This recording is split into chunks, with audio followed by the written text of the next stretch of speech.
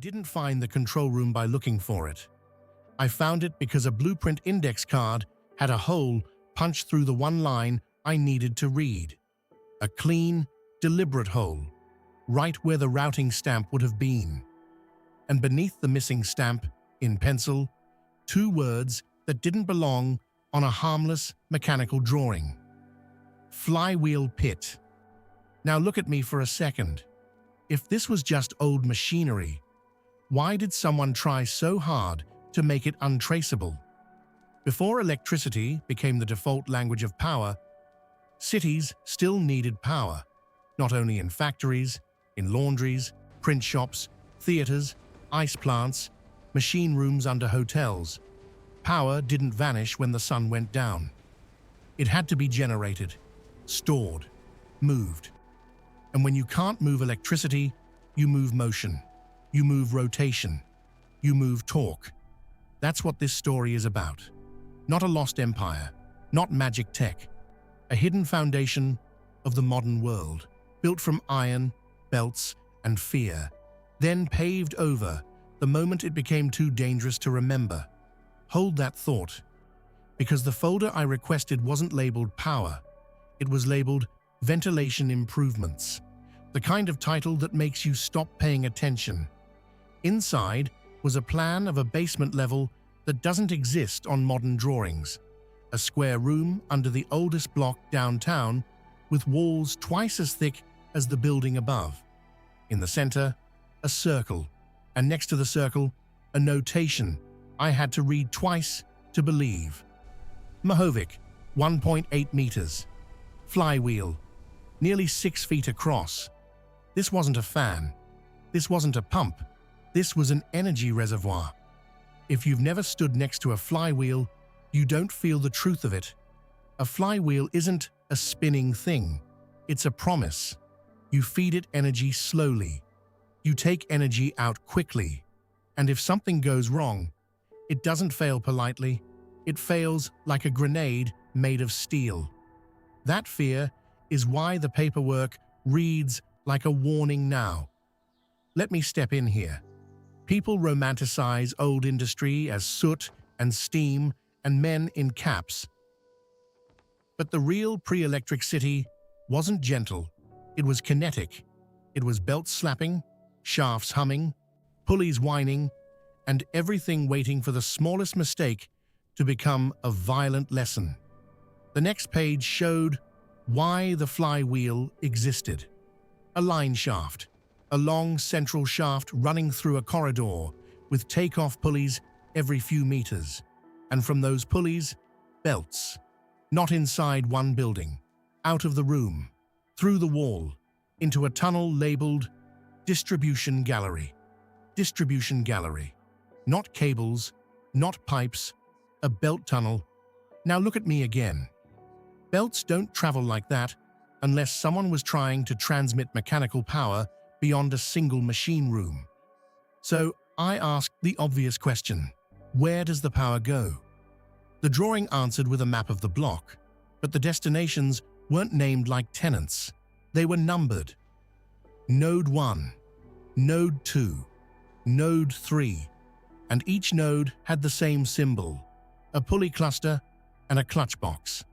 Clutch box, meaning someone could connect or disconnect the power at each node, meaning someone controlled who got motion and when.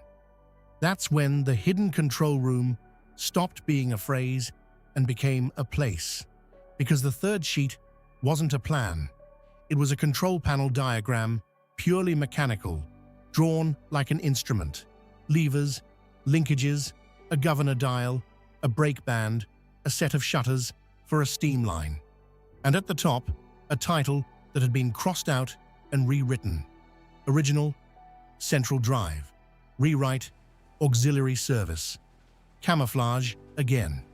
Hold that thought, because tucked behind the control diagram was a typed memo from the city's inspector. One paragraph, no emotion, just an instruction. Operator access restricted. Room to remain sealed except under authorized supervision. Authorized supervision. For a machine room, Now look at me for a second. When a door needs authorization, it's rarely because what's behind it is valuable. It's because what's behind it can hurt you. So I went to the building, not with bolt cutters, not with a flashlight and a fantasy, with the most effective tool in a city, politely asking the right person the right question. The maintenance supervisor was older than the renovations. He'd seen 3 generations of contractors come and go. When I asked about the old mechanical room, he didn't laugh. He sighed. "You mean the sealed one?" Sealed. He told me there was a door in the lowest level that no one used. It had been painted over so many times, the hinges looked like part of the wall. It was always locked. The keys were somewhere. Nobody wanted them. Now look at me again. Nobody wants keys unless the room has a history. We walked down into the sub-basement, past modern piping, past electrical panels, past the neat world we live in now. Then the hallway ended, and the wall changed. Modern concrete gave way to old brick vaulting. The air turned colder, like the building was exhaling a different century. At the end was the door. Metal, thick, no sign, just a round viewing port that had been painted shut. Hold that thought, because the paint wasn't the only seal. There was a second latch installed later, cruder, like someone had upgraded the lock after learning a lesson. The supervisor didn't have the key, but he had a story. Years ago, during a renovation, a contractor tried to cut through a wall to make storage. He hit something hollow. The bit went through. Air rushed out. Dust followed. And then for a few seconds, the building made a sound he never forgot. A low, rising whine, like a belt spinning free. Then silence. Now look at me for a second. A whine like a belt doesn't come from a dead room unless something down there still moves when pressure changes. So I went back to the paperwork. I stopped chasing the big claims and chased the small, boring ones, accident reports, because nothing documents old systems like failure. And the archive delivered quietly, like it didn't want to. A file titled Incident Mechanical Drive. Date: a year before the city's first electrical substation opened. Location: Central Drive Room. Outcome: 2 injured, 1 fatal. No details in the index. The details were inside. The incident report described a belt. Not a small belt on a sewing machine. A main belt, wide as a man's hand, running from the flywheel to the line shaft. The operator engaged the clutch. The belt took load. The shaft accelerated, and then a sound. Sharp report. That's what they call it when metal gives up. A keyway failed. The pulley slipped. The belt lost alignment and climbed the rim. Now look at me again. When a belt climbs a pulley at speed, it becomes a whip. The report's language stayed clinical, but you could see the physics under the words. Belt lash. Secondary strike. Flying fragments. Operator unable to apply brake band in time. A brake band. That's how you stop a flywheel. You squeeze it like a drum. But a flywheel doesn't care about your panic. It cares about momentum. The report ended with a recommendation that made my skin crawl. Install blast shielding around flywheel pit. Restrict access during engagement. Blast shielding. For a machine. Hold that thought, because the next document wasn't about the accident. It was about what they did afterward. System to remain in service for critical loads only. Critical loads. Before electricity, critical loads were simple. Pumps, fans, presses, lifts, refrigeration compressors, emergency lighting driven by dynamos. And that's when the foundation of the world came into focus. This control room wasn't powering one building. It was powering functions that made the block feel modern. a print shop that could run faster than hands, a laundry that could process uniforms for a whole district, a lift that made a hotel desirable, a pump that kept a basement dry, a compressor that made ice in summer, all of it tied to one spinning mass, one flywheel storing energy like a held breath. Now look at me for a second. If one room can keep a city block alive, what happens when that room fails? The same folder had a second incident, not as bad, but more revealing. A note from an inspector after a routine test. Pressure differential observed. Belt flutter during idle. Recommends sealing distribution gallery vents. Belt flutter during idle. That means the belts were still tensioned even when not under load. Even at idle, the system wanted to move, and movement wants release. Let me step in here. We've gotten used to electricity because it fails quietly. A breaker trips, a light goes out, maybe a spark. Mechanical power is different. Mechanical power fails with trajectory, with impact, with mass. A line shaft doesn't just stop. It can twist, snap, and throw itself into the room. A belt doesn't come loose. It can wrap around a person and drag them into the machine. A flywheel doesn't shut down. It can disintegrate and turn into shrapnel. That brutality is why these rooms vanished. Not because someone wanted to hide history, because someone wanted fewer funerals. Now look at me again. That's the twist people don't like, because it's not a villain story. It's a liability story. Now look at me for a second. The city didn't just bury a room. It buried a network. And networks leave scars. You see a weird bump in the sidewalk. You see a vent that doesn't match any pipe. You see a bricked arch in a basement wall that makes no sense for storage. You see a door that looks like part of the wall because no one wants to admit it leads anywhere. At this point, the question becomes unavoidable. Why hide the control room at all? Why not demolish it? Because demolition forces you to open it, and opening it forces you to deal with what's still inside. Old pits fill with water, old bearings seize, old belts rot and harden, old shafts corrode. Stored energy doesn't vanish just because you don't use it anymore. It relocates. It becomes potential. A flywheel left in place becomes a mass that can shift during a collapse. A belt tunnel becomes a void that can swallow a foundation. A line shaft becomes a lever that can punch through brick when the building settles. And if someone ever tried to reactivate what's left, out of curiosity, out of desperation, out of a fantasy, then the old physics would return. Cold, indifferent, brutal. Now look at me again. This is the real reason the world switched to electricity. Not because it was more magical, because it was easier to isolate. You can cut power with a switch. You can't cut momentum with a wish. I went back to the archive and searched for the word "nobody writes unless they're scared of motion." Governor? A governor is a mechanical conscience. It senses speed. It tells the machine when it's getting greedy. It closes the throttle. It trips the clutch. It stops momentum from becoming a weapon. The box gave me a thin manual stamped with the manufacturer's name and a warning printed in heavy type. Overspeed is catastrophic. Catastrophic.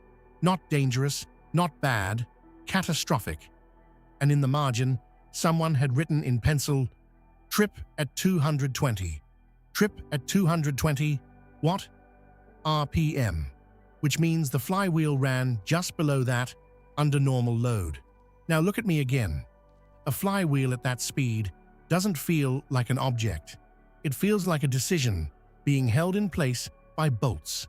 Then I found the operator's log, not a heroic diary, a bookkeeping ledger, columns for steam pressure, columns for belt tension, columns for engagement time. And one column that made my stomach tighten. Brake band wear, because they were tracking how quickly the brake was being eaten. That means they were stopping the flywheel often. That means they were fighting momentum as part of routine. The log had notes in a cramped hand. Belt dressing applied. That's what you rub into leather belts so they grip instead of slip. Alignment corrected. Pulley crowned. And then buried among the maintenance notes, a line that reads like a confession. Governor Lag observed, "Do not engage at high pressure." Governor Lag, meaning the device that was supposed to save them was slow. Hold that thought, because on the very next page, someone ignored the note. The entry is simple. Test, full load, and then, in a different pen, later, one word, accident. No exclamation points, no story. Just that. So I requested the accident report again, this time pulling every attachment, every appendix, every note. That's where the brutal truth lives. The official narrative was a paragraph long. During engagement, main belt failed. Rotating components released. Casualties as recorded. Released. That's the word they use when they can't make themselves write what actually happened. Now look at me for a second. Release is polite. Physics is not. The appendix described the sequence like an autopsy.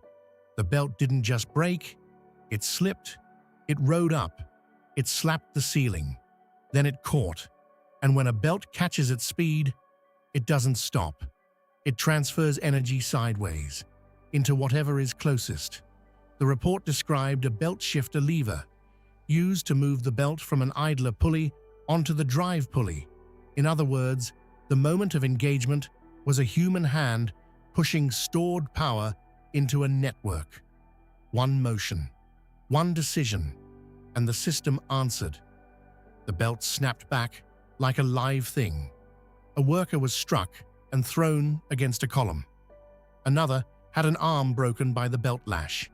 And then the flywheel kept spinning because the brake band couldn't bite fast enough.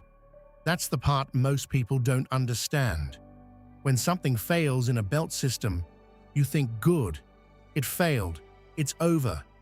No, failure is just the start, because the flywheel is still loaded with energy. And energy looks for a path. If it can't go into a shaft, it goes into fracture. If it can't go into work, it goes into fragmentation. Now look at me again. A flywheel doesn't need a villain. It only needs time and speed. The fatality wasn't written as gore. It was written as architecture. Fragment-penetrated masonry. That's it. A fragment, not a piece. A fragment. Because the rim of a flywheel at speed is moving faster than your instincts. A fragment penetrated masonry and struck a man in a corridor outside the room. Outside.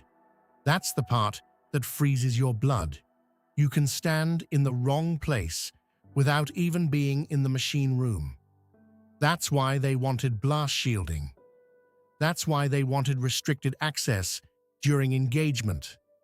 That's why the door became a taboo. There was another attachment, a one-page instruction sheet titled Engagement Protocol. Not Startup. Protocol. It listed steps in the language of someone who learned by watching men get hurt. Announce engagement. Clear gallery. Verify tension. Verify guard plates. Verify governor free. Verify brake band dry. Dry. Because if oil got on the brake band, the flywheel wouldn't stop. Then one final line, underlined twice. Do not engage if belt chatter heard. Belt chatter. That tiny sound that means a belt is slipping, hunting, oscillating. A warning so small you'd ignore it if you were late. And if you ignore it, the system can answer with violence. Hold that thought. Because in the years after the accident, the paperwork shows the city trying to tame the system instead of killing it. They installed guards. They added shield walls. They rerouted belts through boxed passages. They added inspection ports with heavy cast lids. They created authorized supervision. In other words, they treated mechanical power like a hazardous material. And then electricity arrived. Clean, quiet, modular. You could run one motor without running the whole room. You could isolate failure. You could stop momentum from being a public hazard. So the old system became redundant. But redundancy is dangerous when the old system is still physically present. So they sealed it. And the sealing has its own paper trail. The distribution gallery was to be filled in sections. The inspection ports were to be fixed shut. The belt shafts were to be decoupled. Not removed, decoupled, because removal would have required opening voids under the street and admitting how far the belt network actually ran. Now look at me again. The city didn't bury it because it was proud. It buried it because it was embarrassed by how fragile the foundation was, and because it was scared of what would happen if someone tried to wake it back up. That's the real brutality here. A system built to store energy will store energy even in your imagination. The moment you tell people there's a hidden control room with a flywheel pit, someone wants to see if it still works. Someone wants to engage the clutch like a movie scene. Someone wants the drama. But the system's drama is not cinematic. It's mechanical. It's the wrong kind of fast. And when stored energy releases, it doesn't care who you are. So here's what the final pages in the folder revealed. A decommission order. Not remove, not scrap. Seal. Seal the control room. Seal the flywheel pit. Seal the distribution gallery. And one line, underlined twice, like someone had learned the hard way. Disable engagement linkage. Prevent accidental clutching. Prevent accidental clutching. Because even an accidental half engagement could wake the system. And once the flywheel starts to spin, it doesn't care that the city moved on. Hold that thought. Because the last attachment was a handwritten note clipped to the order. 2 sentences. Short, cold. Do not reopen for tours. Public explanation not recommended.